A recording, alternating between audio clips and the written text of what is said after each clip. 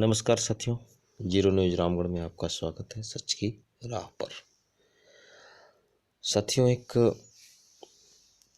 संदिग्ध पूर्वक एक सूचना है, संदेह है। जैसा कि स्क्रीन पर ये फोटो देख रहे हैं, अभय कुमार दुबे सागर जिले के रहने वाले, राज्य मध्य प्रदेश है इनका।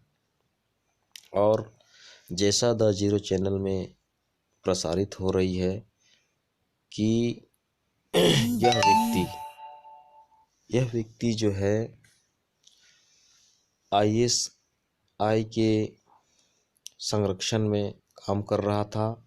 और जो ये हाथ में इसके पत्र दिख रहे हैं, ये द जीरो न्यूज चैनल ने एक PACL कंपनी को पाक अल-चमन लाहौर लिमिटेड बोला है। उसके एगेंस्ट में ये अभय कुमार दुबे अपने ज़िले के SP कार्यालय में गया है और ये वहाँ सूचना दे रहा है कि ये पाक अल-चमन लाहौर लिमिटेड नहीं है कंपनी। यह तो यानी कि इनको पूरा मालूम है कि पाक अल-चमन लाहौर लिमिटेड नहीं, पल्स एग्रोटेक कॉरपोरेशन लिमिटेड नाम है। तो ये जैसा अर्जी दिए हैं उसके हिसाब से इनकी अगर कलेजे में दम है तो इस केस को आगे बढ़ाए। द जीरो परिवार इनका स्वागत करता है कोर्ट में जवाब देने के लिए कि पाक अल-चमन लाहौर लिमिटेड नाम कैसे है, और ये बताएंगे पल्स एग्रोटेक कॉरपोरेशन लिमिटेड यानी ये नाम काहे का है और कैसे है, इसका मीनिंग बताएंगे। और इस आतंकवादी अभय कुमार दुबे को हम सट्टी का दूध याद दिलाएंगे। और हमारा जीरो परिवार यानी द जीरो न्यूज चैनल तत्पर रहेगा इसके सभी सवालों के जवाब देने के लिए। और इस ISI आतंकी के साथ संबंध की संभावना को हम लोग प्रमाणित करके दिखाएंगे इस अभय कुमार दुबे को। और इनके साथ चल रहे नादान PACL के एजेंट साथी जो आज इसके साथ चल रहे हैं, इनको पता होना चाहिए कि अभय कुमार दुबे सुप्रीम कोर्ट में भी गया, लेकिन आज तक तुमको ये नहीं बताया कि सेबी की आदेश क्या थी। सेट कोर्ट में भैरव सिंह राजावत ने क्यों दिया शपथ, इसकी जानकारी नहीं दी। तो इन बुड़बक एजेंटों को समझना चाहिए कि अभय कुमार दुबे अभी आपको किस मोड़ पर ले जा रहा है। खैर, अब जंग दो धारी हो चुकी है। अब अगर इनमें दम है अभय कुमार दुबे में, तो इस एप्लीकेशन के खिलाफ कोर्ट में लेके उतरे और बाकायदे जवाब ले द जीरो चैनल से। इसका हम स्वागत करते हैं। और इन्होंने जो भी कार्य किए हैं ये आपका पास है, जो सुप्रीम कोर्ट में ये आता जाता था, लेकिन सुप्रीम कोर्ट में कभी आज तक ये नहीं पूछने की इन्होंने कोशिश की कि हमारे PACL के कस्टमर हैं, निवेशक हैं कि कस्टमर हैं, इन्हें पूछने की आज तक हिम्मत नहीं की। तो इसी के टिप्पणी में कुछ द जीरो न्यूज चैनल ने कुछ टिप्पणियां की हैं इन्हीं के संदर्भ में, वो अभी हम इस वीडियो ऑडियो में सुनेंगे। और आगे इनकी एक छोटी सी वीडियो क्लिप भी है, वो भी हम लोग देखेंगे।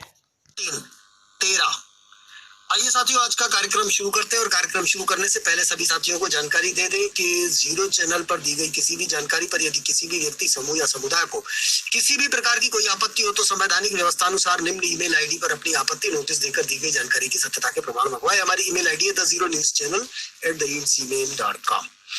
अब आइए साथियों, बात करते हैं आज के वीडियो के बारे में। तो सबसे पहले बात करेंगे टाइटल की। और जैसा कि टाइटल आप देख रहे हैं कि क्या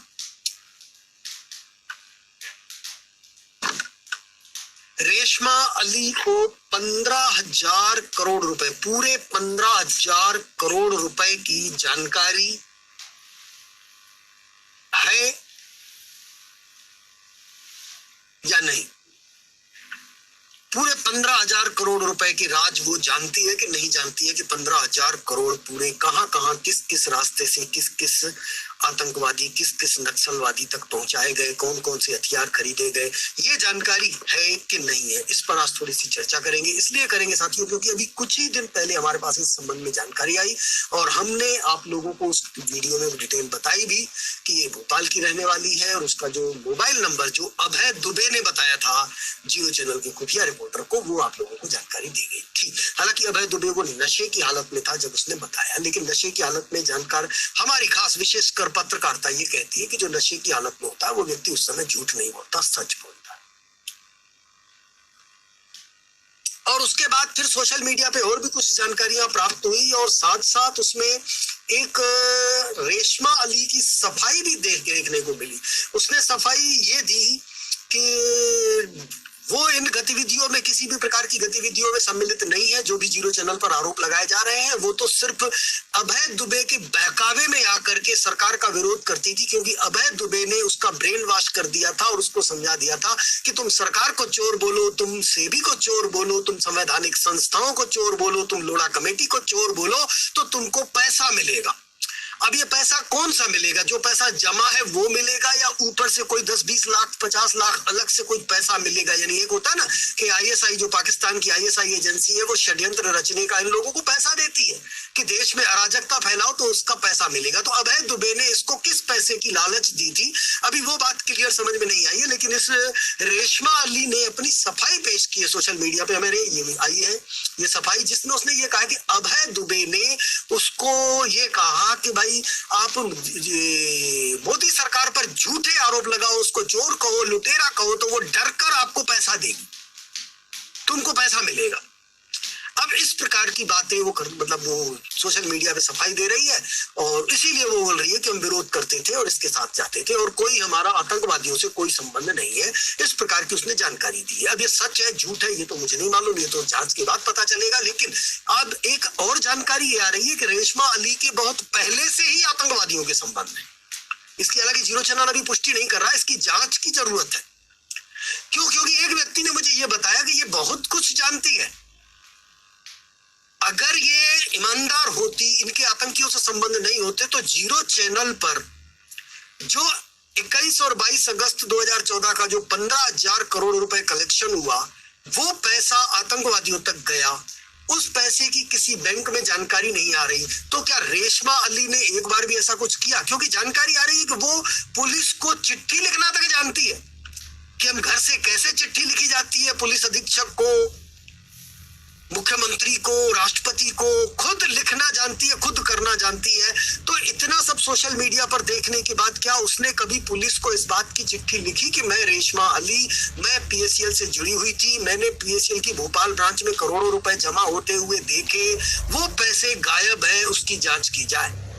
तो वो पैसे कहां गए? जीरो चैनल आरोप लगाया कि वो पैसे आतंकवादियों को गए, लेकिन ऐसा कुछ नहीं किया। ये उसके एक खास बंदे ने बताया कि नहीं, वो इसलिए नहीं बताई क्योंकि वो 21-22 अगस्त 2014 को पीएसएल की ब्रांच भोपाल में वो काउंटर पे बैठी हुई थी।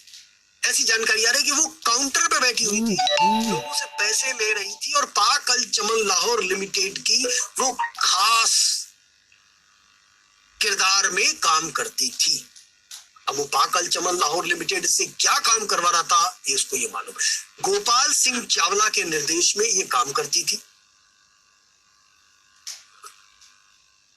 तो इसकी सच्चाई बिल्कुल उजागर होनी चाहिए और जीरो चैनल पूरी मुहिम चलाएगा इसके लिए, क्योंकि कोई भी आतंकवादी देश में जिंदा नहीं बचना चाहिए। ये जीरो चैनल मुहिम चलाएगा।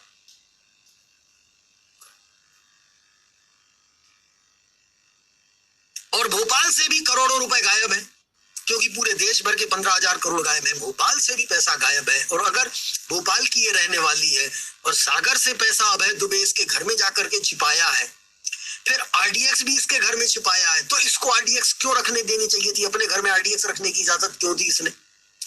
ये भी एक विचार की बात है। भाई आखिर रेशमा अली की देश से क्या दुश्मनी है कि उसने किसी देशद्रोही से आरडीएक्स लेकर के अपने घर में छिपाई? नहीं छिपानी चाहिए आरडीएक्स। फिर उसके बाद अभय दुबे के साथ ये आरडीएक्स छत्तीसगढ़ और झारखंड में पहुंचाने गई, क्यों गई भाई? ये भी सवाल करता है। अगर ये झूठ है तो पता चले, क्योंकि हालांकि उसने खुद अपनी सफाई दी है, लेकिन इस सफाई में कोई एविडेंस नहीं दिया, क्योंकि वो पीएसएल की जुड़ी हुई थी। उसको इतना भी पता है कि 21 और 22 अगस्त 2014 को भारी मात्रा में पैसा आया और वो पैसा गायब है। चलो उस समय पता नहीं था। जीरो चैनल का वीडियो भी वो देखती है, वो इनकार नहीं कर सकती कि उसने वीडियो नहीं देखा। वो इस बात से इनकार नहीं कर सकती कि जीरो चैनल के वीडियो उसने नहीं देखे।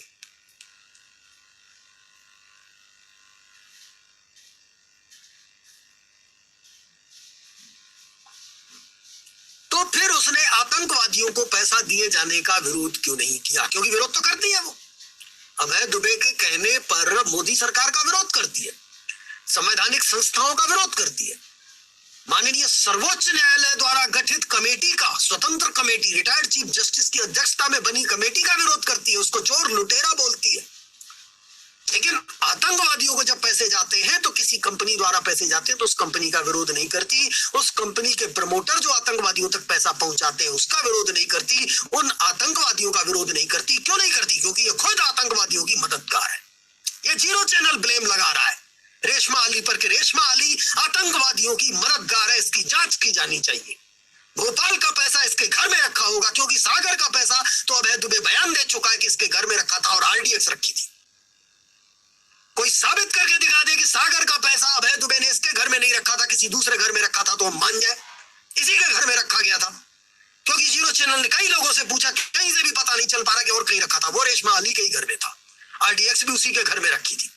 और फिर उसके बाद वो छत्तीसगढ़ और झारखंड पहुंचाया गया। वो पैसा आज तक नहीं मिल पा रहा है। लोढ़ा कमेटी के पास भी वो पैसा नहीं है, सेबी के पास भी वो पैसा नहीं है, किसी बैंक में भी वो पैसा नहीं है। आज की तारीख में वो कंपनी के पास भी पैसा नहीं है, अभय दुबे के पास भी वो पैसा नहीं है। तो वो पैसा गया कहां? वो रेशमा अली के पास भी नहीं है। वो पैसा पहुंच गया आतंकवादियों के पास, वो पैसा पहुंच गया नक्सलियों के पास, जिससे देश विरोधी गतिविधियों को बढ़ावा मिला जिन पैसों से। तो इनके खिलाफ कार्रवाई होनी चाहिए और जीरो चैनल मुहिम चलाएगा बाकायदे संवैधानिक संस्थाओं को ईमेल भेजकर एविडेंस प्रस्तुत कराएगा।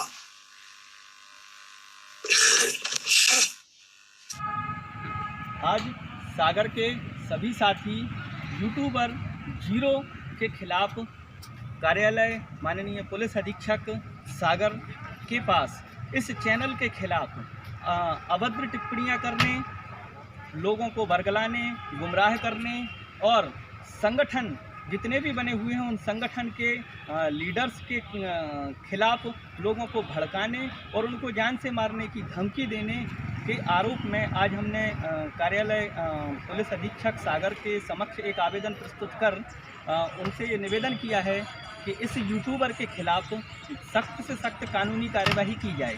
साथ ही इस चैनल के साथ जो कुछ 3 लोग जिनके नाम क्रमशः राधेश्याम विश्वकर्मा, दयाराम और श्यामलाल सैनी, इन तीनों के द्वारा भी जो अभी 2 दिसंबर के पहले अभय कुमार दुबे को घेरने, पकड़ने, मारने की जो प्लानिंग की गई थी उसकी भी ऑडियो क्लिप आज हमने श्रीमान पुलिस अधीक्षक महोदय को उपलब्ध कराई है। और उस ऑडियो क्लिप के बिहाफ में हमने इन तीनों के खिलाफ भी षड्यंत्र करने, जान से मारने की धमकी देने और साजिश करने की कार्यवाही करने की मांग करी है, जो आज हमें कार्यालय पुलिस अधीक्षक से इस संबंध में आश्वासन प्राप्त हुआ है कि इन सब के खिलाफ सख्त से सख्त कानूनी कार्यवाही की जाएगी और दोषियों को सलाखों के पीछे भेजा जाएगा। जय हिंद, जय भारत।